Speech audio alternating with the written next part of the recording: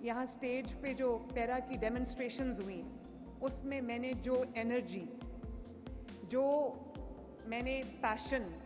इन young बच्चों में देखा है, इन यंग लड़के और लड़कियों में देखा है, मुझे उम्मीद है कि इंशाअल्लाह ताला ये पैरा सिर्फ एक फोर्स नहीं होगी, ये ज़मीन पर जब ये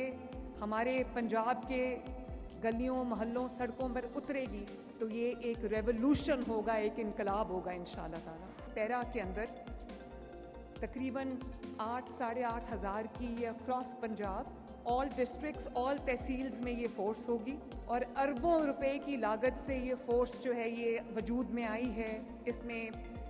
हमने सैकड़ों इनको गाड़ियाँ लेके दी हैं, इक्विपमेंट लेके दिया है, इनको तमाम तर वो वेपन्स ख़रीद के दिए हैं, इनको वो तमाम जो इनको डिजिटली भी हमने इक्विप किया है और वो तमाम जो पैराफर्नीलिया है वो हमने इनको लेके दिया है ताकि ये अपने आप को टेक्नोलॉजी के साथ आर्म्ड विद टेक्नोलॉजी ये लोगों की मदद के लिए जा सकें।